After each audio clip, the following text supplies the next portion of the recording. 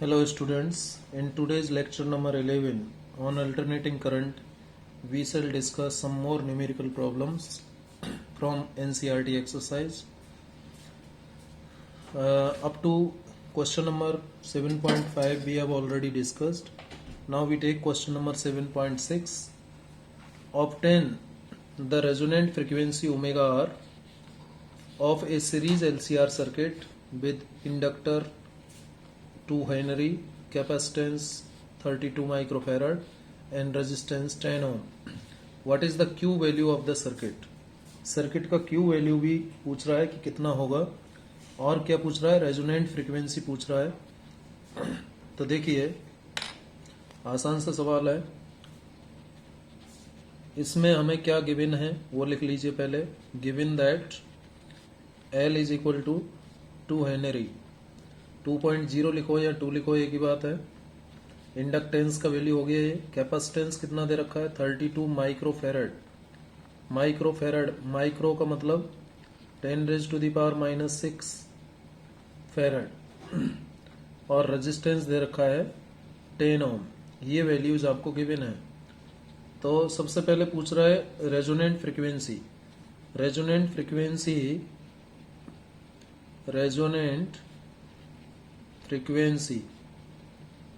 Resonant frequency omega R किसके बराबर होता है, आप सब जानते हैं, 1/√LC होता है. अब L और C का वैल्यू आपके पास है, रख दीजिए. L का वैल्यू है 2 हेनरी और C का वैल्यू है 32 × 10⁻⁻6 फेरेड. तो ये इसको जब आप सॉल्व करोगे तो कितना आएगा, इसकी वैल्यू देखिए 10⁻⁻6 को रूट से बाहर निकालोगे तो -3 होगा. -3 ऊपर जाएगा तो 1000 हो जाएगा. और नीचे √64 है. 64 का रूट होता है 8. इतना आ जाएगा. और इसको जब आप सॉल्व करोगे तो वैल्यू आएगी 125 रेडियन पर सेकेंड. एंगुलर फ्रीक्वेंसी है, रेजोनेंट फ्रीक्वेंसी रेडियन पर सेकेंड. ये आपकी रेजोनेंट फ्रीक्वेंसी आ गई. और क्या पूछ रहा है, what is the Q value of the circuit, यानी क्यू फैक्टर पूछ रहा है. क्यू वैल्यू जो होता है सर्किट का वो आप सब जानते हैं फॉर्मूला. भाई ओमेगा आर L/R, ये फॉर्मूला आप जानते हैं क्यू वैल्यू के लिए. और भी बहुत सारे फॉर्मूले हैं लेकिन ये फॉर्मूला यहाँ पर फिट बैठेगा. ओमेगा आर का वैल्यू आपने कैलकुलेट किया 125, L का वैल्यू 2 है और R का वैल्यू 10 है. ऊपर आ जाएगा 250 और नीचे है 10. तो Q वैल्यू कितना आ गया, 25. कितना आ गया, 25. ये Q वैल्यू आ गया.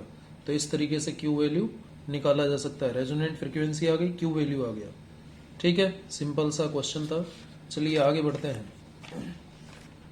हैं. क्वेश्चन नंबर 7.7 क्या कह रहा है, ए चार्ज्ड 30 माइक्रोफेरेड कैपेसिटर, एक चार्ज्ड 30 माइक्रोफेरेड कैपेसिटर है, is connected to 27 milli henry inductor. मान लीजिए ये कैपेसिटर है और ये कनेक्टेड है इंडक्टर से. यही कह रहा है क्वेश्चन में.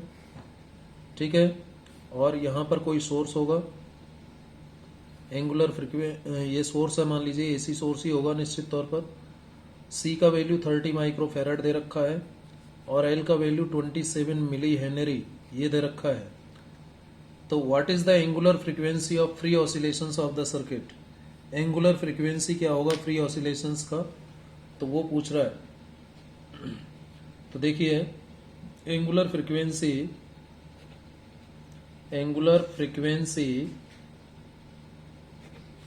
ऑफ फ्री ऑसिलेशंस, जब किसी सर्किट में L और C जुड़े रहते हैं, ये आपस में जुड़े हुए हैं बेटा, AC सोर्स नहीं है, ये LC सर्किट है, यहाँ सोर्स नहीं है, ये LC सर्किट है बेटा. कैसा है, LC सर्किट. और ये इस तरीके से जुड़ा हुआ है. मैं यदि इसका एग्जैक्ट डायग्राम बनाऊं तो इस तरीके से जुड़ा हुआ है. ये कैपेसिटर है, ठीक है, और ये इंडक्टर है. इस तरीके से जुड़े हुए हैं, ये कैपेसिटर, ये इंडक्टर, ऐसे मानिए. तो इसमें एलसी ऑसिलेशंस होंगे. तो एंगुलर फ्रीक्वेंसी क्या होगी एलसी ऑसिलेशंस की, फ्री ऑसिलेशंस के लिए, फ्री ऑसिलेशंस के लिए एंगुलर फ्रीक्वेंसी क्या होती है, omega is equal to 1/√LC। इस फ्रीक्वेंसी के साथ ऑसिलेशन होंगे।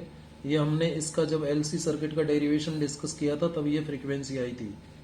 तो 1/√LC, तो L का वैल्यू आपके पास है, L का वैल्यू है आपका 27 मिली हेनरी, 27 मिली मतलब -3, ठीक है L। और C का वैल्यू क्या है 30 माइक्रोफेराड, माइक्रो मतलब इतना -6, ठीक है ये रख दिया।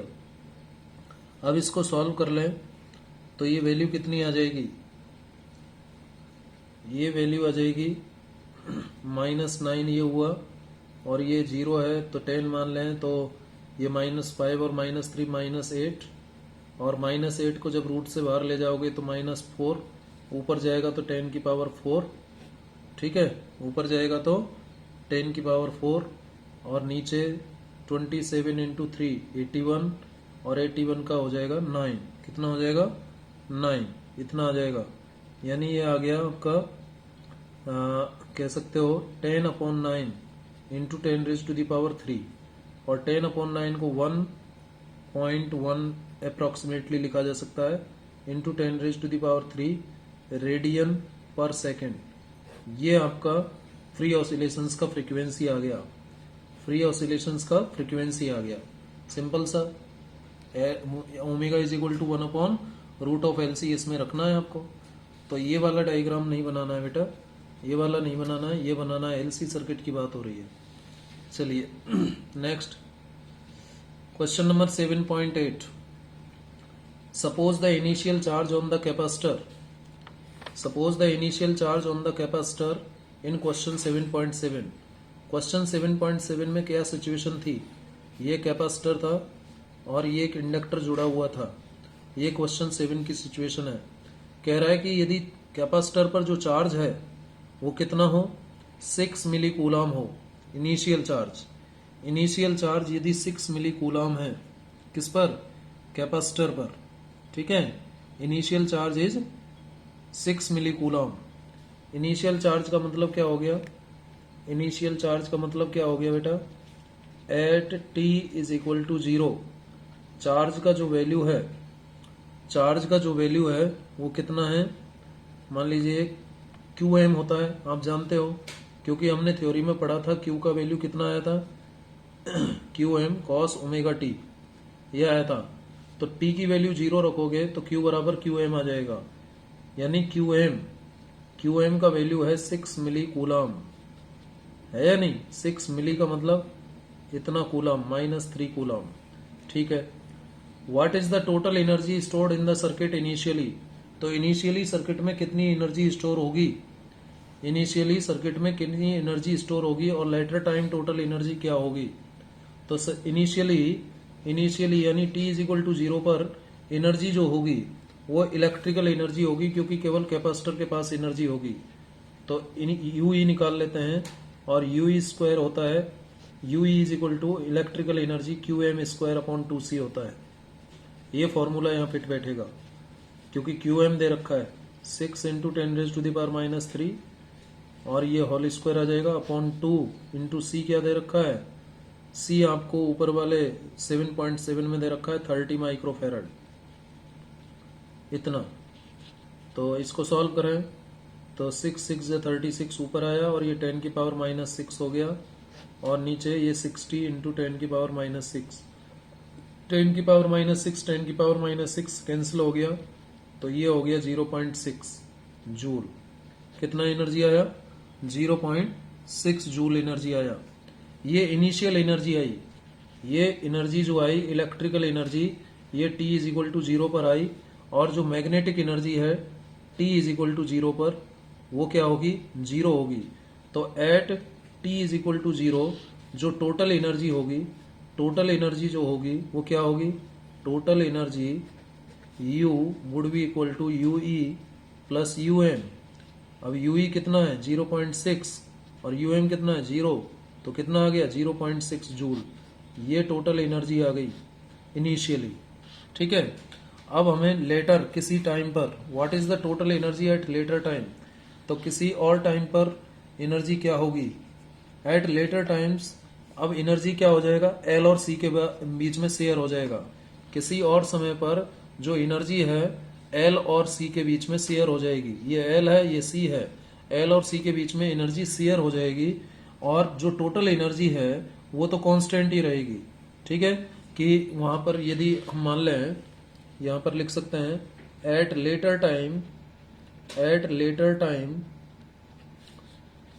Total energy, total energy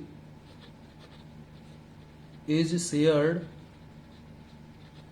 between, किस किस के बीच शेयर होगी, between capacitor and inductor. Capacitor और इंडक्टर के बीच शेयर हो जाएगी energy, total energy later time पर। ठीक है, but the total energy, total energy remains constant, लेकिन टोटल एनर्जी कांस्टेंट रहेगी, कांस्टेंट रहेगी। ठीक है, if there is no loss of energy, यदि कोई लॉस नहीं है एनर्जी का तो टोटल एनर्जी लेटर टाइम पर भी वही होगी जो अभी 0.6 जूल है। केवल अंतर इतना आएगा कि ये 0.6 जूल कैपेसिटर और इंडक्टर के बीच में बढ़ जाएगी, लेकिन दोनों की जो टोटल एनर्जी होगी लेटर टाइम पर भी सेम रहेगी। यदि बशर्ते, कंडीशन ये है कि जब तक कोई लॉस ना हो, if there is no loss of energy. ठीक है, तो आसान सा सवाल था ये। चलिए नेक्स्ट क्वेश्चन पर चलते हैं।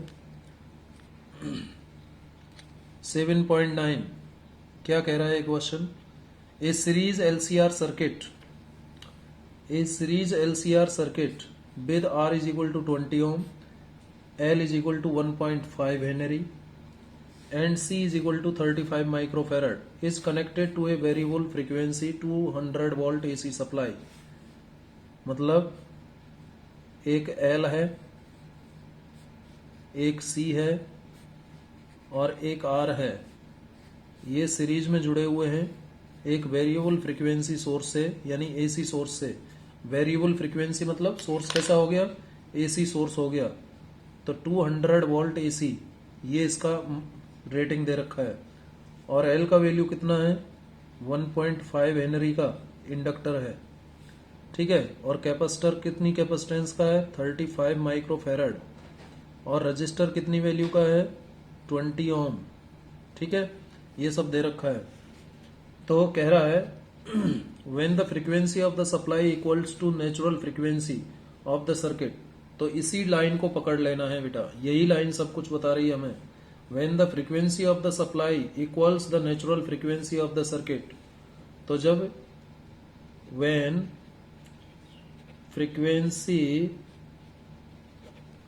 of supply यानी source frequency is equal to natural frequency of the circuit, तो क्या हो जाएगा सर्किट में, रेजोनेंस हो जाएगा।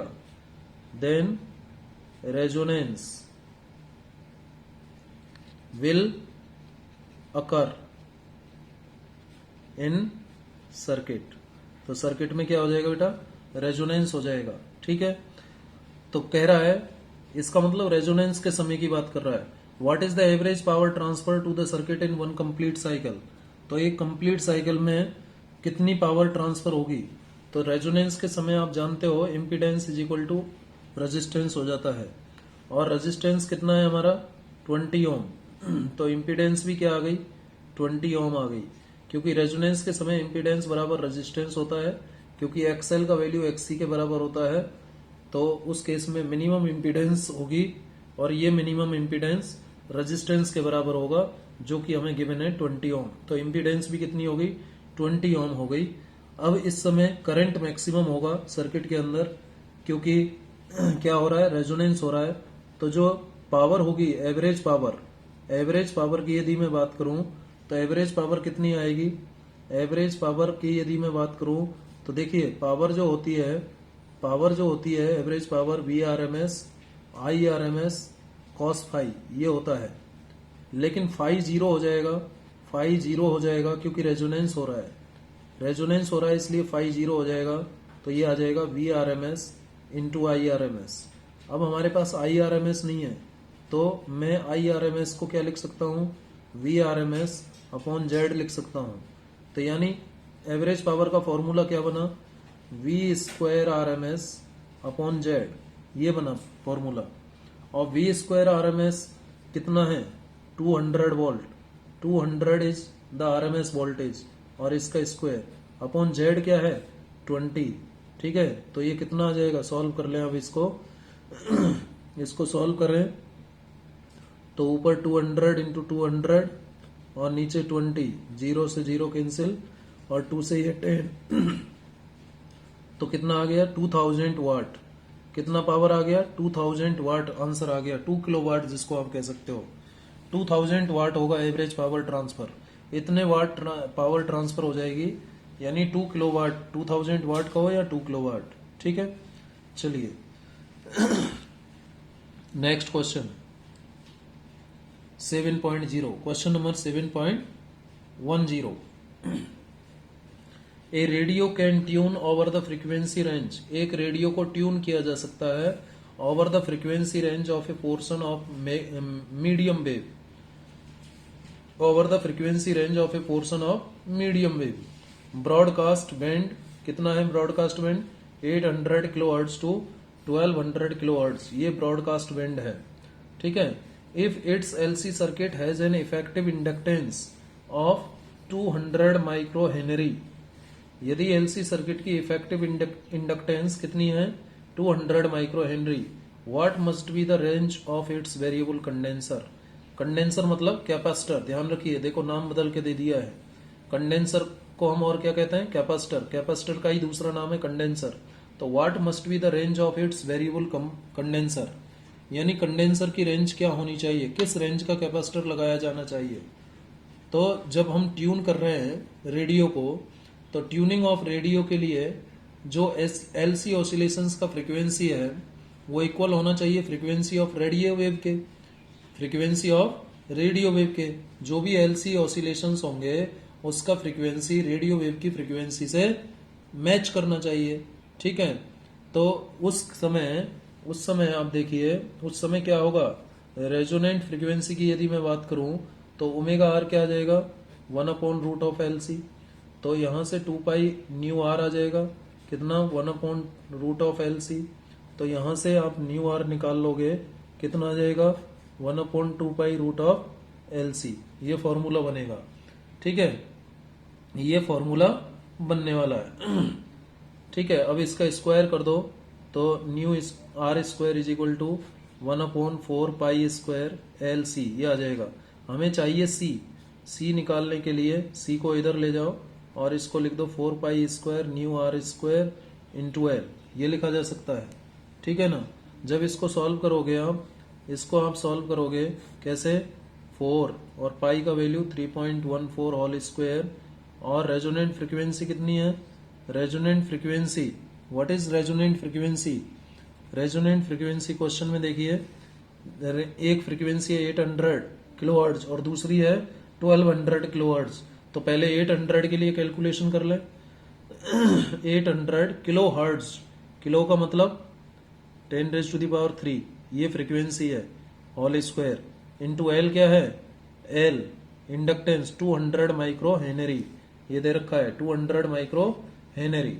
ठीक है, तो 200 माइक्रो का मतलब -6 आ जाएगा, 10⁻⁻6। इसको जब आप सॉल्व करोगे, इसको जब आप बेटा सॉल्व करोगे तो अप्रोक्सीमेटली ये वैल्यू आ जाएगी, सॉल्व करके देखना आप, 198 इंटू 10⁻⁻12 फेराड, ये वैल्यू आ जाएगी कैपेसिटेंस की। यानी कितना आ गया, कैपेसिटेंस का वैल्यू आ गया 198 पीको फेराड, इसको पीको भी कहा जाता है ना 10⁻⁻12 को, तो ये आ गई कैपेसिटेंस की वैल्यू। लेकिन अब कैपेसिटेंस की वैल्यू हम निकाल लें जब फ्रीक्वेंसी कितनी ले लें, 1200 किलो हर्ट्ज ले लें। तो जब फ्रीक्वेंसी 1200 किलो हर्ट्ज है, ठीक है, जब फ्रीक्वेंसी 1200 किलो हर्ट्ज है, when frequency is equal to 1200 kilo hertz, इतना है, तो उस केस में C का वैल्यू क्या आएगा, 1/4 pi square nu R square into L, यही फॉर्मूला यूज होगा। और ये हो जाएगा 4 इंटू 3.14 होल स्क्वायर, और फ्रीक्वेंसी कितना 1200 किलो मतलब इतना, ठीक है, होल स्क्वायर। और एल कितना है, एल है आपका 200 माइक्रो, ठीक है, तो ये माइक्रो हेनरी ये आ गया। इसको जब आप सॉल्व करोगे तो वैल्यू आएगी बेटा 88 इंटू 10⁻⁻12 फेरड, ये वैल्यू आएगी, जिसे और आप क्या लिख सकते हो 88 पिको फेरड, ये कैपेसिटेंस की वैल्यू आएगी। तो देखिए रेंज क्या आ गई, वेरिएबल कैपेसिटर जो है, कंडेंसर जो है, वो किस रेंज का होना चाहिए, therefore range of variable condenser या कैपेसिटर, जो भी कहना चाहो हम, वेरिएबल कंडेंसर की रेंज क्या होगी 88 पिको फेरड से कितना टू 198 पिको फेरड, इस रेंज का कंडेंसर यूज करना पड़ेगा, ठीक है। तो हमें दो जो फ्रीक्वेंसी रेंज दे रखी है 800 किलो हर्ट्ज से 1200 किलो हर्ट्ज, तो 800 पर अलग निकाल लो आप C का वैल्यू, और 1200 किलो हर्ट्ज पर अलग निकाल लो इस फॉर्मूले का यूज करके, ठीक है। तो आपको रेंज पता लग जाएगी कंडेंसर की। चलिए नेक्स्ट सवाल पर चलते हैं। नेक्स्ट सवाल question number 7.11, following figure shows ए सीरीज LCR सर्किट। जो ये फिगर है बेटा, ये LCR सर्किट है, सीरीज LCR सर्किट, जो कि एक सोर्स ऑफ EMF से जुड़ा हुआ है, ठीक है। Connected to a variable frequency 230 volt source, variable frequency का 230 वोल्ट सोर्स है ये, 230 वोल्ट, ठीक है, वेरिएबल फ्रीक्वेंसी है इसकी। और L का वैल्यू दे रखा है आपको L का वैल्यू है 5 हेनरी, ठीक है, 5.0 लिखो या 5 लिखो, एक ही बात है। C का वैल्यू है 80 माइक्रो फेरड, माइक्रो का मतलब इतना फेरड, और R का वैल्यू है 40 ओम। ये वैल्यूज दे रखी है आपको L, C और R की। पहला क्या कह रहा है, determine the source frequency which drives the circuit in resonance. Source की वो फ्रीक्वेंसी बताइए, इस सोर्स की जो वो फ्रीक्वेंसी बताइए, सोर्स फ्रीक्वेंसी बताइए जिसके लिए सर्किट में रेजोनेंस हो जाए, जिसके लिए सर्किट में रेजोनेंस हो जाए। इसका मतलब क्या पूछ रहा है, रेजोनेंट फ्रीक्वेंसी पूछ रहा है। तो देखिए पार्ट ए की मैं बात कर रहा हूं, पार्ट ए का omega R is equal to क्या होता है बेटा, 1/√LC होता है 1/√LC, और यही ओमेगा आर तो हमें चाहिए। तो यहां से omega R is equal to 1/√L, L का मतलब क्या है 5, और C का मतलब 80 इंटू 10⁻⁻6, ठीक है, ये आ जाएगा। इसको सॉल्व करो तो 10⁻⁻6 को रूट से बाहर लेंगे तो -3, और ऊपर जाएगा तो 1000, और नीचे 400 आएगा, इन दोनों का मल्टीप्लीकेशन, और 400 का स्क्वायर रूट 20 हो जाएगा। ये आ गया आपका 50 रेडियन पर सेकेंड, ये रेजोनेंट फ्रीक्वेंसी आई 50 रेडियन पर सेकेंड, ठीक है। ये पार्ट ए का आंसर हो गया, रेजोनेंट फ्रीक्वेंसी। पार्ट बी में क्या पूछ रहा है, obtain the impedance of the circuit and the amplitude of current at the resonant frequency. Resonant frequency पर इम्पीडेंस क्या होगी सर्किट की, और एम्पलीट्यूड ऑफ करंट यानी मैक्सिमम करंट क्या होगा, ये पता करना है। So at resonance frequency, resonant frequency पर क्या होगा, सर्किट में रेजोनेंस हो जाएगा। रेजोनेंट फ्रीक्वेंसी पर सर्किट के अंदर रेजोनेंट होगा, और जो इम्पीडेंस है वो सर्किट के रेजिस्टेंस के बराबर हो जाएगा। जेड मिनिमम किसके बराबर हो जाएगा, आर के बराबर हो जाएगा, और आर का वैल्यू कितना है 40, यानी इम्पीडेंस कितना आ गया 40 ओम। आसान सा आंसर है, इम्पीडेंस कितना हो गया 40 ओम हो गया या नहीं भाई। जेड का वैल्यू क्या होता है बेटा, वैसे ये होता है √R² plus XL minus XC whole square, ये होता है। लेकिन जब रेजोनेंट फ्रीक्वेंसी की बात कर रहा है तो XL की वैल्यू किसके बराबर होगी, XC के बराबर होगी, तो ये क्या आ जाएगा, R आ जाएगा, ये जेड मिनिमम हो जाएगा। इसी का यूज करके ये 40 ओम आ गया, ठीक है। अब मैक्सिमम करंट कितना होगा, करंट तो मैक्सिमम होगा ना इस समय इसमें, तो amplitude of current, amplitude of current, amplitude of current का मतलब मैक्सिमम करंट, ये किसके बराबर होगा, Vm अपॉन जेड के बराबर होगा। अब जेड क्या है, Vm क्या है, 230 वोल्ट, सॉरी 230 नहीं है, Vrms 230 है, क्या है, Vrms 230 है, ठीक है, Vrms 230 है। देखो क्या दे रखा है आपको, यहां बता देता हूं, आपको दे रखा है सोर्स का वोल्टेज मतलब Vrms कितना दे रखा है, 230 वोल्ट, 230 वोल्ट, ठीक है, 230 वोल्ट, लेकिन हमें चाहिए Vm, तो Vrms बराबर होता है, आप जानते हो, Vm अपॉन √2, यानी Vm इज इक्वल टू हो जाएगा √2 इंटू Vrms। अब इसका मतलब ये कितना हो जाएगा, √2 इंटू 230, या फिर लिख दो 230 इंटू √2 वोल्ट, ये वैल्यू आएगी किसकी, Vm की। तो Vm की वैल्यू यहाँ रख दूं 230 इंटू √2 अपॉन जेड की वैल्यू क्या है 40, जेड की वैल्यू क्या है 40 है, ठीक है, ये लिखेंगे, ये लिखेंगे। अब जीरो से ये जीरो कैंसिल हुआ तो 23 और √2 का वैल्यू आप जानते हो 1.414 होता है अपॉन 4, ये आ जाएगा ये आ जाएगा। इसको सॉल्व करोगे तो मैक्सिमम करंट जो आएगा 8.1 एम्पियर आएगा, 8.1 एम्पियर, ठीक है, ये मैक्सिमम करंट की वैल्यू आ जाएगी, ठीक है। यहां तक बात। पार्ट सी में क्या कह रहा है, देखिए सी देखते हैं इसका, पार्ट सी ये पार्ट बी हो गया था अभी, part C, determine the RMS potential drop, यानी Vrms निकालना है, Vrms दे रखा है हमें, लेकिन क्या कह रहा है देखो आगे, determine the RMS potential drop across the three elements of the circuit so that the potential drop across the LC combination is zero at resonant frequency, resonant frequency।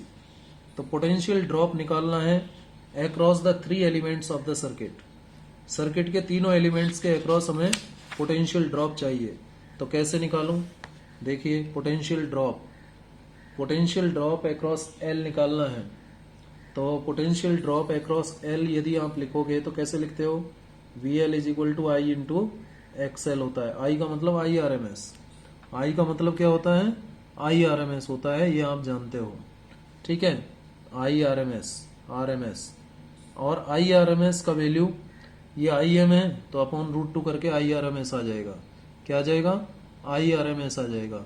IRMS है क्या वैसे, IRMS तो आई, देखिए इसको इधर कर लेता हूं मैं, since IRMS is equal to Vrms upon R होगा, क्योंकि इम्पिडेंस Z के बराबर है, यही तो होगा, और Vrms कितना है 230 और Z कितना है 40, यानी 23/4 आ गया, किसका वैल्यू, IRMS का वैल्यू 23/4, तो 23/4। अब XL का वैल्यू क्या होगा, XL का वैल्यू देखें तो ओमेगा L के बराबर होता है, ओमेगा L के बराबर होता है, ठीक है, और ओमेगा कौन सा फ्रीक्वेंसी, रेजोनेंट फ्रीक्वेंसी, तो निकाल लें इसको हम, रेजोनेंट फ्रीक्वेंसी कितनी है, रेजोनेंट फ्रीक्वेंसी 50 आ रखी है, हमने पार्ट ए में निकाला है, और L कितना है, L आपका 5 है, तो कितना आ गया 250 ओम आ गया, 250 ओम आ गया, किसका वैल्यू आ गया 250 ओम, ये आपका XL का वैल्यू आ गया, देयरफॉर तो XL कितना हो जाएगा, यहाँ पर 250 लिख दो, 250 लिख दो, तो XL बराबर कितना आ जाएगा, अप्रोक्सीमेटली मैं बता रहा हूँ, XL का वैल्यू क्या आ जाएगा, IRMS इंटू XL, ये क्या हो जाएगा 1437.5 वोल्ट, इतना आ जाएगा। जब आप इसको सॉल्व करोगे तो ये वैल्यू आएगी, किसकी वैल्यू आ गई है, XL की वैल्यू आ गई। सिमिलरली XC निकाल लें, क्या निकाल लें, VL की वैल्यू आ गई है, सिमिलरली VC निकाल लें, ये XL लिख दिया मैंने, VL है बेटा ये वोल्टेज अक्रॉस इंडक्टर, ठीक है। अब ऐसे ही BC निकालो, VC निकालते हैं, तो VC कैसे निकलेगा देखिए, VC निकालिए, VC इज इक्वल टू क्या होगा, VC is equal to IRMS into XC होगा, है या नहीं। और IRMS कितना है 23/4 और XC क्या है, XC इज इक्वल टू है 1/ओमेगा RC, ठीक है, 1/ओमेगा RC ये है XC।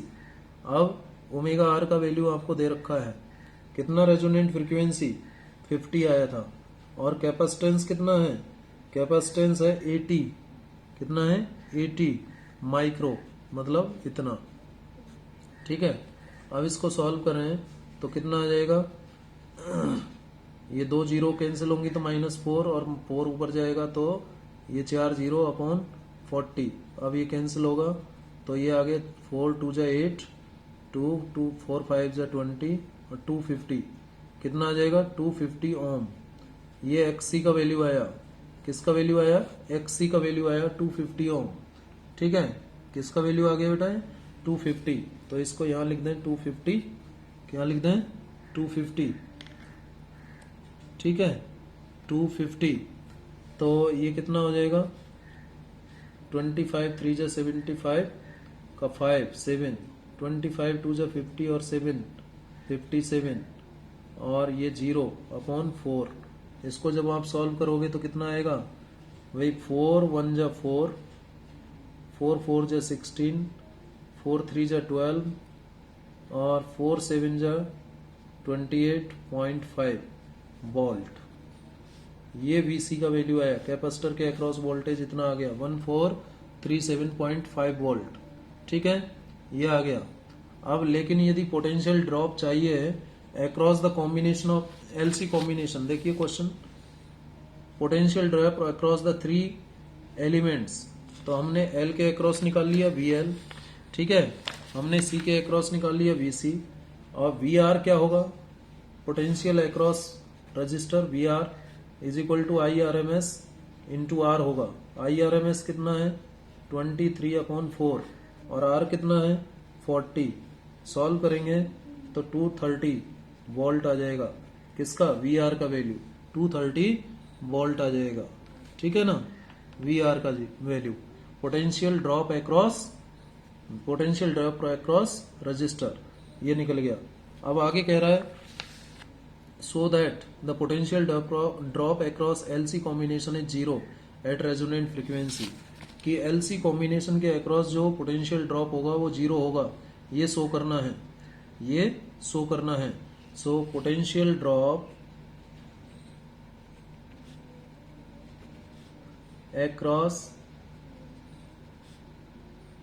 across LC combination, L और C के अक्रॉस जो पोटेंशियल ड्रॉप होगा वो कितना होगा, देखिए वो कितना होगा IRMS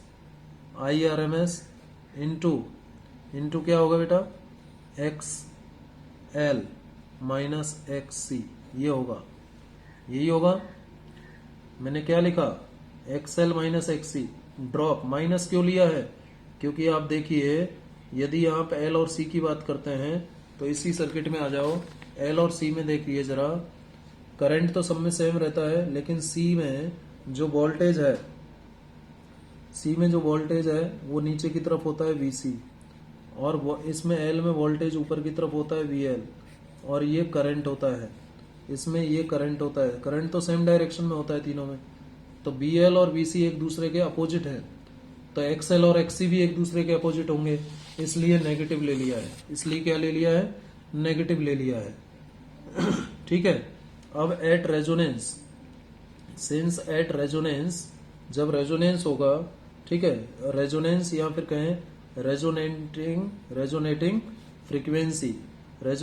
फ्रीक्वेंसी पर XL का वैल्यू किसके बराबर हो जाएगा, XC के, इसलिए potential drop across LC combination के अक्रॉस जो पोटेंशियल ड्रॉप होगा वो क्या आ जाएगा, 0 आ जाएगा, क्योंकि XL बराबर XC है तो ये पूरा 0 हो जाएगा, 0 आएगा potential drop across LC combination. तो ये प्रूव हो गया, ठीक है। ये प्रूव हो गया। चलिए नेक्स्ट क्वेश्चन पर चढ़ते हैं।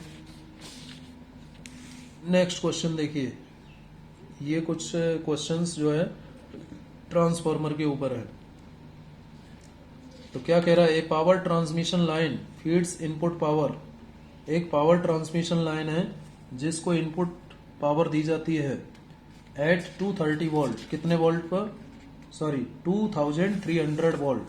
2300 वोल्ट पर क्या दी जाती है, इनपुट पावर दी जाती है, इनपुट दिया जाता है 2300 वोल्ट पर दिया जाता है, 2300 वोल्ट पर दिया जाता है to a step down transformer. किसको दिया जाता है, स्टेप डाउन ट्रांसफार्मर को, with its primary winding having 4000 turns. तो देखिए क्या क्या दे रखा है वो नोट करते जाइए। इनपुट पावर एट 2300 वोल्ट, यानी इनपुट वोल्टेज दे रखा है आपको, और इनपुट वोल्टेज कितना दे रखा है 2300 volt to a step down transformer with its primary winding. Primary winding मतलब एनपी दे रखा है कितना 4000 टर्न्स। ठीक है। What should be the number of turns in the secondary, यानी एनएस क्या होगा, एनएस क्या होगा in order to get power output power at 230 volt, जिससे कि आपको आउटपुट पावर सेकेंडरी में इतने वोल्ट पर मिल जाए, यानी सेकेंडरी का वोल्टेज आपको दे रखा है। तो ये बड़ा आसान सा सवाल है, आप लिख सकते हो E S upon E P is equal to N S upon N P. हाँ तो बेटे हम बात कर रहे थे E S upon E P is equal to N S upon N P. तो यहां पर हमें चाहिए क्या, चाहिए एन एस, तो यहां से एन एस निकाल लो, E S upon E P into N P, ये आ जाएगा। ठीक है। ई एस क्या है, ई एस है आपका 230 और ई पी कितना है 2300 और एन पी कितना है 4000। तो देखो जरा, ये कैंसिल हो गए, 20, 23 से 23 भी कैंसिल कर दो, कितना आ गया 400, यानी सेकेंडरी में नंबर ऑफ टर्न्स कितने आ गए 400 और प्राइमरी में कितने थे 4000। तो ऑब्वियसली ये स्टेप डाउन ट्रांसफार्मर को सप्लाई किया गया है, वेरीफाई भी हो गया। ठीक है। तो इस तरीके से नंबर ऑफ टर्न्स हम निकाल सकते हैं, 400 टर्न्स लिख देना यहाँ। ठीक है। चलिए next question, question number 7.24। At a hydro electric power plant, एक हाइड्रो इलेक्ट्रिक पावर प्लांट है, उस पावर प्लांट में जो वाटर प्रेशर है head, water pressure head is at a height of 300 metre. Water pressure head का जो height है वो 300 है, 300 metre, and the water flow available is 100 metre cube per second. और एक सेकेंड में कितना वॉल्यूम में वाटर फ्लो हो रहा है, कितना वॉल्यूम 100 मीटर क्यूब, वॉल्यूम हो गया ना। If the turbine generator efficiency is 60%, यदि टरबाइन जनरेटर की एफिशिएंसी 60% है, estimate the electric power available from the plant. तो बताइए प्लांट से कितनी इलेक्ट्रिक पावर हमें मिल जाएगी। तो इसे कैलकुलेट करने के लिए सबसे पहले तो हमें देख लें कि हाइड्रो इलेक्ट्रिक पावर जो अवेलेबल होगी इस पावर प्लांट से कितनी मिलेगी, इलेक्ट्रिक पावर अवेलेबल कितनी अवेलेबल हो पाएगी, ये हो पाएगी 60% एफिशिएंसी है ना, 60% किसका, of total hydro electric power. जो टोटल हाइड्रो इलेक्ट्रिक पावर होगी उसका 60% मिल पाएगी इलेक्ट्रिक पावर। ठीक है। टरबाइन जनरेटर की एफिशिएंसी 60% है। ठीक है। तो इलेक्ट्रिक पावर कितनी अवेलेबल होगी भाई, जितनी एफिशिएंसी है उतना टाइम्स किसका, टोटल हाइड्रो इलेक्ट्रिक पावर का, टोटल हाइड्रो इलेक्ट्रिक पावर का। ठीक है। तो अब पहले तो हम टोटल हाइड्रो इलेक्ट्रिक पावर निकालना पड़ेगा हमें, फिर इसमें रखेंगे since total hydro electric power, total hydro electric power क्या होगी बेटा, टोटल हाइड्रो इलेक्ट्रिक पावर बराबर क्या होगा, power is equal to work upon time होता है। तो यही फॉर्मूला सिंपली बैठेगा, और वर्क की जगह क्या लिख सकते हैं हम, फोर्स इनटू डिस्प्लेसमेंट। वर्क को लिख सकते हैं ना, फोर्स इंटू डिस्प्लेसमेंट, ठीक है, अपॉन टाइम, अपॉन टाइम, ठीक है। तो फोर्स अपॉन टाइम, ठीक है, फोर्स इंटू डिस्प्लेसमेंट तो ये आ गया, और अपॉन टाइम है, तो फोर्स को क्या लिख सकते हैं, देखो फोर्स को मैं लिख सकता हूं pressure, pressure into area, force की जगह लिख दिया, ठीक है, फोर्स की जगह क्या लिख दिया, प्रेशर इंटू एरिया। और ये डिस्प्लेसमेंट अपॉन टाइम क्या हुआ, वेलोसिटी, क्या हुआ, velocity, displacement upon time velocity होता है। तो ये फॉर्मूला बना, ठीक है। प्रेशर कितना, भाई आपने 11वीं क्लास में पढ़ा है, एच रो जी, यही तो प्रेशर होता है लिक्विड के अंदर। यहाँ वाटर की बात हो रही है तो वाटर लिक्विड प्रेशर लिया जाएगा, एच रो जी। और एरिया कितना, एरिया को मान लेता हूं ए है, और वेलोसिटी को मान लेता हूं वी है, ठीक है। एरिया इंटू वेलोसिटी क्या होता है वो भी आप जानते हो। एरिया इंटू वेलोसिटी क्या होता है बेटा, एरिया इंटू वेलोसिटी ये होता है वॉल्यूम, वॉल्यूम ऑफ वाटर। ये क्या होता है, area into velocity, area into velocity को वॉल्यूम ऑफ वाटर लिख सकते हैं, फ्लोइंग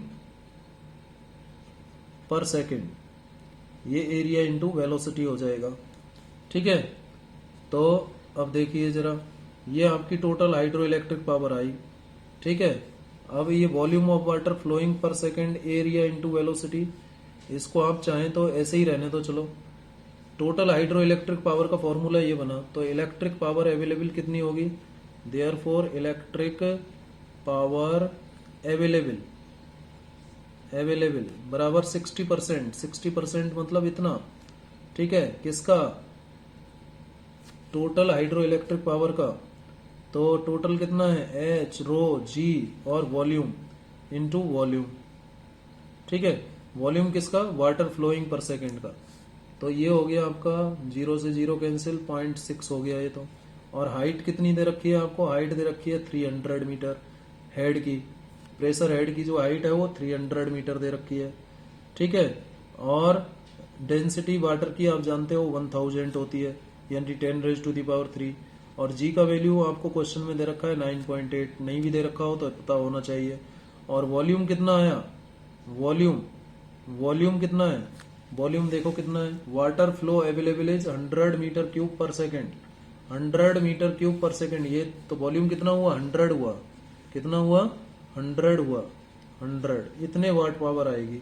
अब इसको सॉल्व कर लो बेटा, इसको सॉल्व करोगे तो देखो 9.8, ये 0.6 है, हटा दो तो ये 2 हो जाएगा, और ये 2 4 हो जाएगा, 18 इंटू 10⁻⁴ ऐसे लिख सकता हूं, यहां से यहां तक को। और ये 9.8 इंटू 100, तो क्या लिखा जाएगा, ये इसको जब आप कैलकुलेट करोगे तो 4 और 2 ये तो 6 हो गया, 10⁻⁶ आ गया। और 18 को जब 9.8 से मल्टीप्लाई करोगे तो कितना आता है, 176.4 अप्रोक्सीमेटली ये आएगा। तो इतने watt power, electric power available रहेगी, यानी 176.4 megawatt power electric power available होगी। कितने megawatt power, 176.4 megawatt power available होगी, ठीक है। तो टोटल हाइड्रो इलेक्ट्रिक पावर निकालना, यहाँ पर एक प्रश्न बनता है, टोटल हाइड्रो इलेक्ट्रिक पावर यदि आ जाएगी तो उसका 60% हम निकाल लेना, वो क्योंकि जो एफिशिएंसी है उसी उतना परसेंट ही तो आएगा टोटल हाइड्रो इलेक्ट्रिक पावर का, अवेलेबिलिटी उतनी ही आएगी। तो इस तरीके से इसको सॉल्व करना। चलिए नेक्स्ट क्वेश्चन की बात कर लेते हैं हम। नेक्स्ट क्वेश्चन है 7.25, अच्छा सवाल है, देखिए एग्जाम में आया भी है ऐसा सवाल। A small town with a demand of, एक स्मॉल टाउन है जिसकी इलेक्ट्रिसिटी की डिमांड 800 किलोवाट है, 800 kilowatt of electric power at 220 volt is situated 15 kilometre away from an electric plant, ठीक है। मान लीजिए ये इलेक्ट्रिक प्लांट है, ये इलेक्ट्रिक प्लांट है, इलेक्ट्रिक प्लांट से कितनी दूरी पर, 15 किलोमीटर डिस्टेंस पर, 15 किलोमीटर डिस्टेंस पर कौन है? एक स्मॉल टाउन है, ये स्मॉल टाउन है, स्मॉल टाउन छोटा सा एक कस्बा है, ठीक है, 15 किलोमीटर डिस्टेंस पर। किससे? इलेक्ट्रिक प्लांट से, ठीक है। और इसकी डिमांड कितनी है? इसको स्मॉल टाउन को कितना पावर चाहिए? 800 किलोवाट इलेक्ट्रिक पावर, और कितने वोल्टेज पर चाहिए? 220 वोल्ट पर, ठीक है। यह तक बात। From an electric plant generating power at 440 volt, यहाँ पर जो पावर का जनरेशन हो रहा है इलेक्ट्रिक प्लांट पर वो इतने वोल्ट पर हो रहा है, लेकिन स्मॉल टाउन पर हमें चाहिए कितने वोल्ट पर? इतने वोल्ट पर। और कितनी पावर चाहिए? पावर चाहिए हमें 800 किलोवाट, इतनी चाहिए, ठीक है। जनरेटिंग स्टेशन पर जो पावर जनरेट हो रही है वो इतने वोल्ट पर हो रही है। The resistance of the two wire line caring power, यहाँ से ये जो दो वायर जा रहे हैं इलेक्ट्रिक प्लांट से, ये जो स्मॉल टाउन को जो दो वायर जा रहे हैं, ठीक है, इसमें कितनी पावर जा रही है? सॉरी, रेजिस्टेंस कितना है? 0.5 ओम है। रेजिस्टेंस कितना है? 0.5 ओम। आर का वैल्यू है 0.5 ओम, ठीक है। पर किलोमीटर है, पर किलोमीटर इतना रेजिस्टेंस है। 1 किलोमीटर का रेजिस्टेंस 0.5 ओम है, तो 15 किलोमीटर का निकल जाएगा फिर यहां से, ठीक है। The town gets power from the line through a 4220 volt step down transformer at a sub station.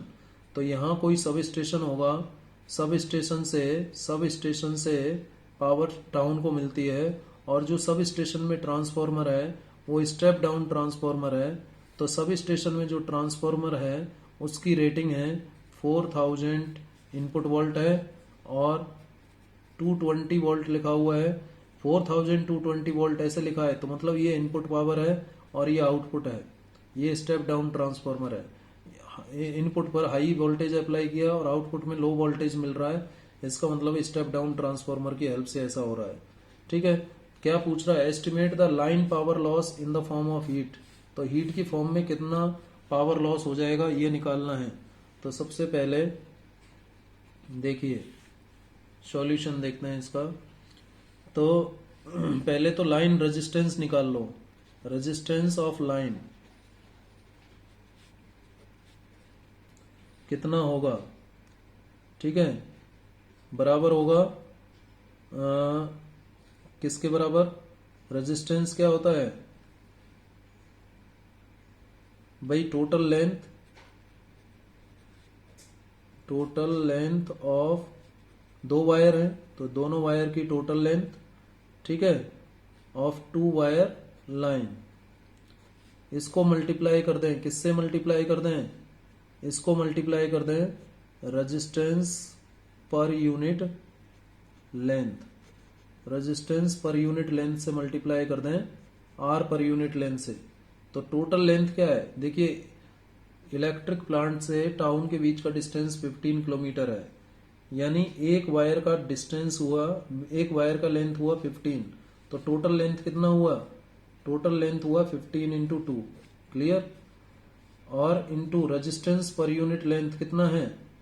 Resistance per unit length 0.5 ओम पर किलोमीटर है, 0.5 ओम पर किलोमीटर।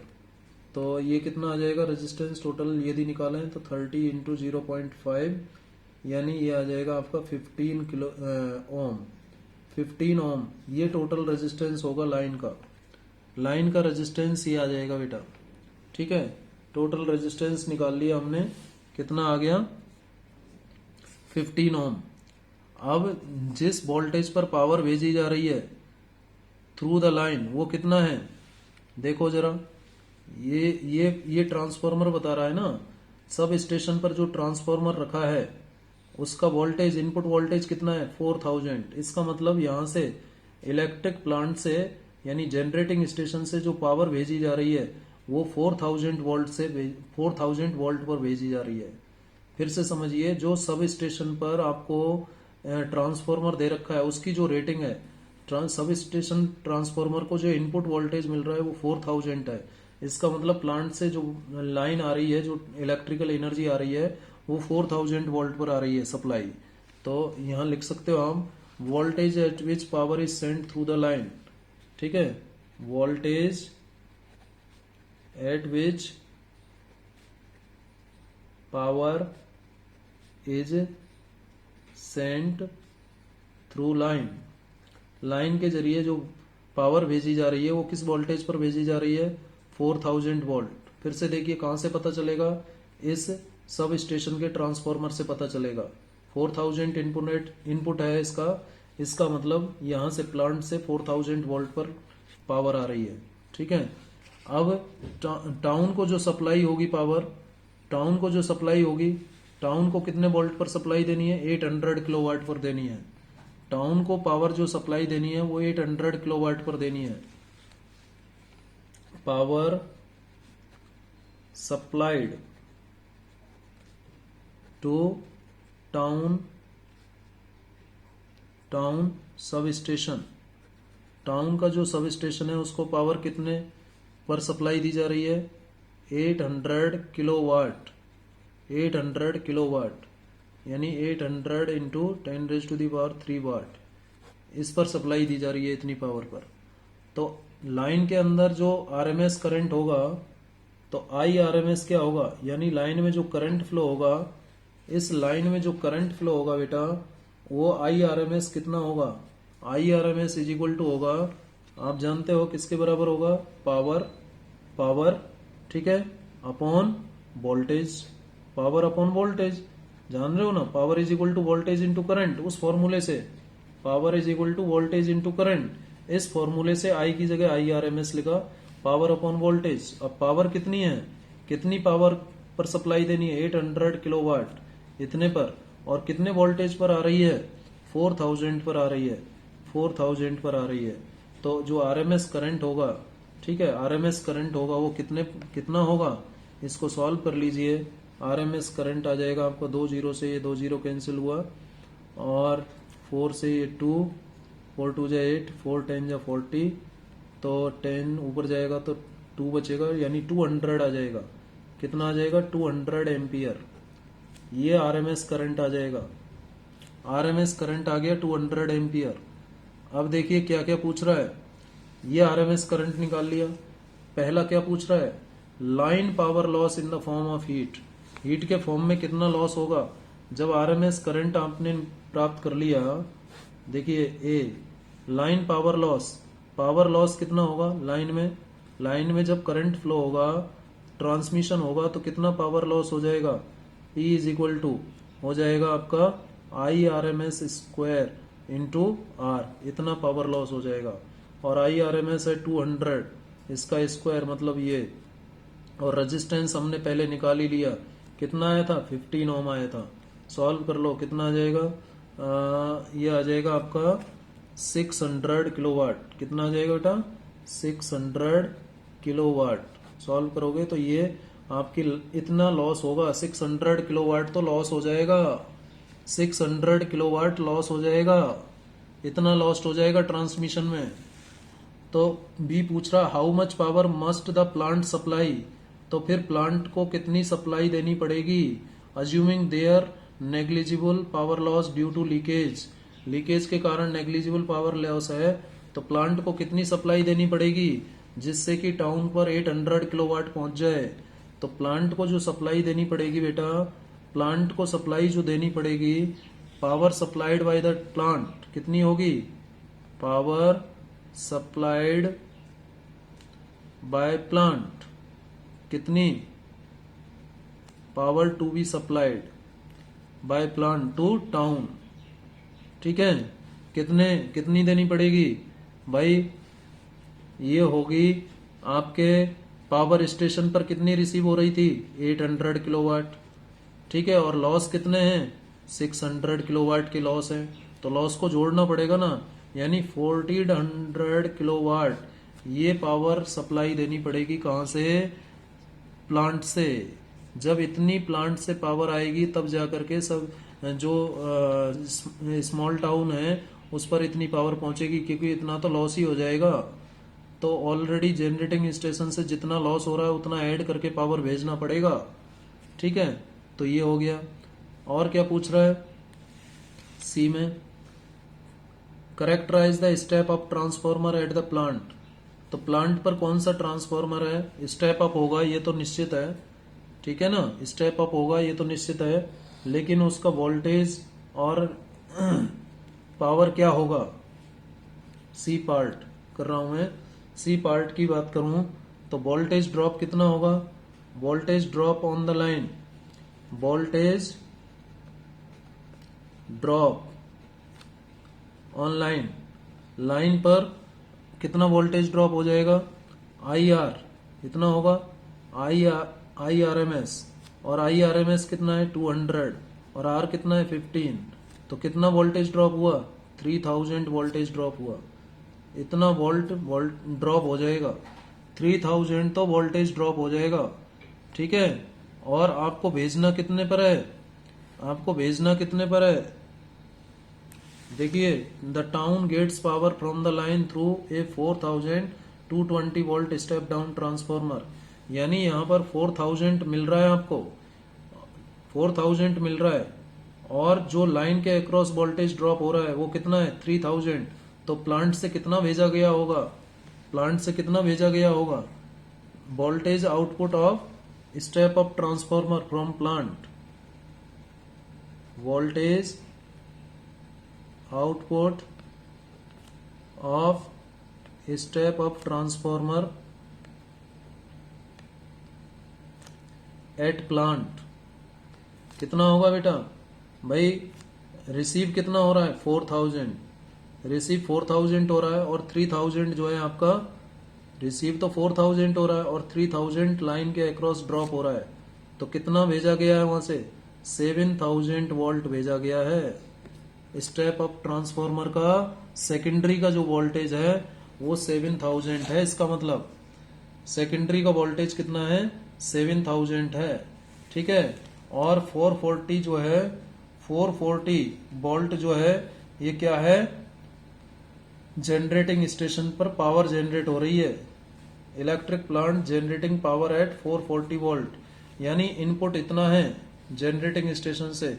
तो स्टेप अप ट्रांसफॉर्मर जो यहां पर रखा है, मान लीजिए ये स्टेप अप ट्रांसफॉर्मर है, स्टेप अप ट्रांसफॉर्मर, तो इसको रिसीव हो रहा है 440 और इससे निकल रहा है 7000, कितना निकल रहा है 7000, तो रेटिंग क्या हो जाएगी ट्रांसफॉर्मर की, ट्रांसफॉर्मर की रेटिंग यदि आप लिखना चाहो, जो स्टेप अप ट्रांसफॉर्मर होगा उसको हम कैसे लिख सकते हैं, 440 तो मिल रहा है उसको, और उसके सेकेंडरी से निकल कितना रहा है 7000 वोल्ट, ये करेक्टरिस्टिक हो गया, ठीक है, किसका, स्टेप अप ट्रांसफॉर्मर का प्लांट पर, ये वाला ट्रांसफॉर्मर है प्लांट पर, यानी उसको इतना इनपुट मिल रहा है जनरेटिंग स्टेशन से और वो उसको इतना बढ़ा के दे रहा है सेकेंडरी में, ठीक है, तब जाकर के जो है टाउन में 4000 वोल्ट सप्लाई होगा, ठीक है, क्योंकि 3000 तो लॉस ही हो रहा है।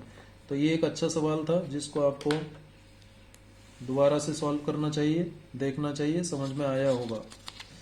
चलिए नेक्स्ट सवाल ले लेते हैं, एक लास्ट क्वेश्चन ले लेते हैं, कॉन्सेप्चुअल है।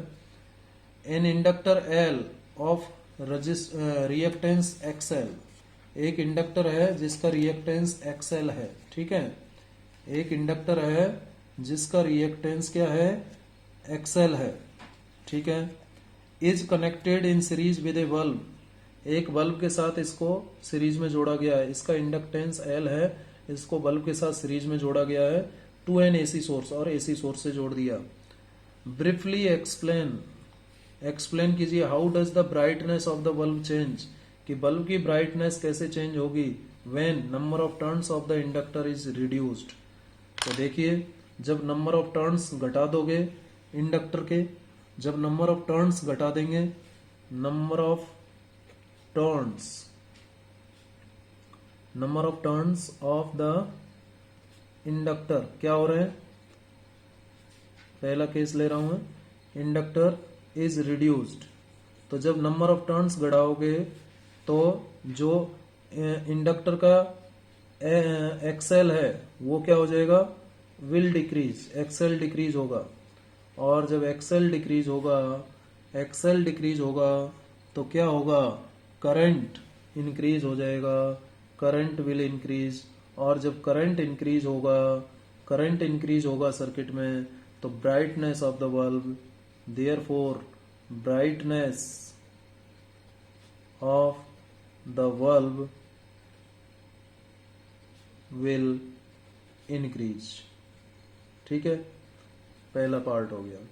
दूसरा पार्ट क्या कह रहा है, a capacitor of reactance XC is equal to XL is included in series in the same circuit.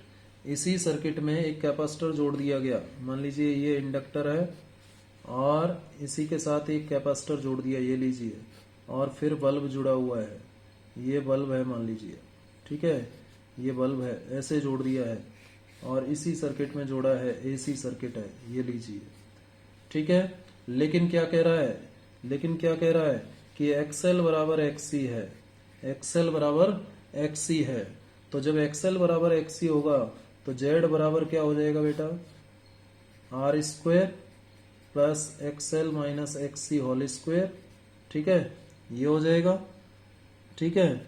और जब XL की वैल्यू XC के बराबर है तो ये R यानी ये Z मिनिमम हो जाएगा, यानी इसका इम्पीडेंस मिनिमम हो जाएगा। और जब इम्पीडेंस मिनिमम हो जाएगा, Z मिनिमम हो जाएगा, यानी इम्पीडेंस मिनिमम हो जाएगा, तो क्या होगा, करंट मैक्सिमम हो जाएगा। करंट जब मैक्सिमम हो जाएगा तो ग्लो ऑफ द बल्ब, तो ब्राइटनेस, देयरफॉर यहाँ लिख दीजिए, ब्राइटनेस ऑफ द बल्ब क्या हो जाएगी बेटा, विल बी मैक्सिमम, ब्राइटनेस भी मैक्सिमम हो जाएगी। ठीक है, तो इस तरीके से इन सवालों को भी कर सकते हैं। ठीक है बेटा, तो ऐसे कॉन्सेप्चुअल क्वेश्चंस भी आप कीजिएगा। इंडक्टर के साथ जुड़ रहा है बल्ब, कैपेसिटर के साथ जुड़ रहा है, कैपेसिटर की प्लेट के बीच, जैसे मैं आपको एक क्वेश्चन और समझा देता हूँ, एक लास्ट क्वेश्चन समझा देता हूँ आपको, वो भी कई बार एग्जाम में पूछ लिया जाता है। क्या क्वेश्चन है देखिए, मैं एक सर्किट लेता हूँ, ये इंडक्टर है, ठीक है, और इसके साथ ये बल्ब जुड़ा हुआ है, इसमें AC सोर्स जोड़ दिया मैंने, मान लीजिए AC सोर्स जोड़ूंगा तो बल्ब ग्लो होगा या नहीं होगा, होगा, बल्ब ग्लो होगा, बल्ब विल ग्लो, ठीक है, बल्ब ग्लो हो जाएगा, ठीक है ना, बल्ब ग्लो होगा, जलेगा। अब यदि इसी इंडक्टर में मैं ये आयरन रॉड रख देता हूँ, ये आयरन रॉड रख देता हूँ, तो जैसे ही आयरन रॉड रखोगे तो L बढ़ जाएगा, L बढ़ जाएगा तो XL बढ़ जाएगा बेटा, क्योंकि आयरन रॉड रखने से इंडक्टर के अंदर मैग्नेटिक फील्ड बढ़ेगा, मैग्नेटिक फ्लक्स बढ़ जाएगा, उस वजह से कोफिशिएंट ऑफ सेल्फ इंडक्टेंस इसका बढ़ जाएगा और वो XL को बढ़ा देगा, और XL को बढ़ने से I कम हो जाएगा, तो ब्राइटनेस क्या हो जाएगा बल्ब का, ब्राइटनेस डिक्रीज हो जाएगा। एक केस तो ये है बेटा, ठीक है, ऐसा प्रश्न आता है। दूसरा केस देखिए, ये एक मान लीजिए कैपेसिटर है, या फिर इंडक्टर का ही केस दोबारा ले लो, ये इंडक्टर है और ये बल्ब है, ठीक है, ये बल्ब जोड़ दिया। अब मैं यहाँ पर सोर्स ऐसा ले लेता हूँ, ऐसा ले लेता हूँ। अब जानते हैं आप ये कौन सा सोर्स है, DC, तो क्या बल्ब जलेगा, बल्ब बिल्कुल जलेगा, बल्ब अभी भी जलेगा, क्योंकि DC सोर्स है, कोई दिक्कत नहीं है, मैग्नीट्यूड चेंज नहीं हो रहा है, मैग्नीट्यूड चेंज नहीं हो रहा है, ये ओमेगा L ऑफर करेगा, और ओमेगा L ऑफर करने का मतलब, ओमेगा L देखो, ओमेगा L यही तो ऑफर करता है, XL is equal to omega L। अब ओमेगा क्या होता है, 2 पाई न्यू L, और फॉर DC फ्रीक्वेंसी क्या होता है, 0, तो XL क्या आ जाएगा, 0 आ जाएगा, यानी ये 0 रेजिस्टेंस ऑफर करेगा DC के लिए, तो बल्ब जल जाएगा। ठीक है, अब बताइए पहले से तेज जलेगा या कम जलेगा। यदि यहाँ पर AC सोर्स लगा दें, DC की जगह AC लगाते, तो बल्ब जो है कम ब्राइटनेस के साथ चलता, ठीक है, और अभी बल्ब ज्यादा ब्राइटनेस के साथ चलेगा। अब देखिए, ये प्रश्न ऐसे भी पूछ सकता था बेटा, यदि इंडक्टर के बजाय कैपेसिटर लगा दे वो, फिर एक बल्ब लगा दिया, ठीक है, इस तरीके से भी प्रश्न को पूछा जा सकता है। ये AC सोर्स है मान लीजिए, तो बल्ब जलेगा, बिल्कुल जलेगा भाई, इंडक्टर इतना कैपेसिटिव रिएक्टेंस ऑफर करता है, 1/2 पाई न्यू C। अब फॉर AC क्या होता है, न्यू इज इक्वल टू 50 होता है, 50 हर्ट्ज होता है, तो XC का वैल्यू क्या आ जाएगा, X C is equal to 1 upon maximum आएगा, क्योंकि ये वैल्यू मैक्सिमम आ जाएगी। 1 अपॉन मैक्सिमम का मतलब एक्स सी मिनिमम आया, यानी एसी के लिए ये कम रेजिस्टेंस ऑफर कर रहा है। तो एसी के लिए कम रेजिस्टेंस ऑफर कर रहा है तो करंट फ्लो होगा, ठीक है, और बल्ब जलेगा, ठीक है ना। अब मैं कैपेसिटर की प्लेट के बीच में क्या रख देता हूँ, डाइलेक्ट्रिक स्लैब रख देता हूँ। मान लीजिए जब डाइलेक्ट्रिक स्लैब रख देते हैं बेटा, तो कैपेसिटर की कैपेसिटेंस बढ़ जाती है, तो कैपेसिटेंस बढ़ेगी तो एक्सी कम हो जाएगा। डाइलेक्ट्रिक स्लैब रखने से कैपेसिटेंस बढ़ेगी, एक्सी कम हो जाएगा, और एक्सी कम हो जाएगा तो मतलब रेजिस्टेंस कम हो गया, मतलब करंट और ज़्यादा बढ़ जाएगा, यानी ब्राइटनेस ऑफ द बल्ब बढ़ जाएगी अब, ठीक है।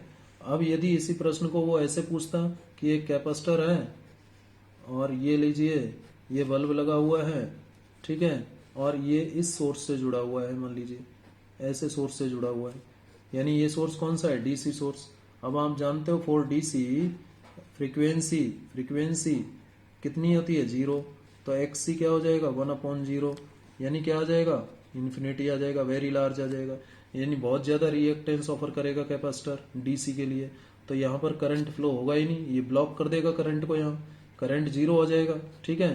करंट जब नहीं आएगा, करंट जब फ्लो नहीं होगा तो bulb will not glow, bulb glow नहीं होगा, बल्ब विल नॉट ग्लो, ठीक है। तो ऐसे जो प्रश्न है वो आपको आप पता होने चाहिए, इनको कॉन्सेप्चुअल प्रश्न को आप थोड़ा सा और प्रैक्टिस करना। तो ये बात हुई न्यूमेरिकल्स की। आज मैंने आपको न्यूमेरिकल कॉन्सेप्चुअल क्वेश्चन सभी बता दिए इस चैप्टर के। तो यहाँ ये चैप्टर फिनिश होता है बेटा। अगले क्लास में हम स्टार्ट करेंगे इलेक्ट्रोमैग्नेटिक वेव। धन्यवाद।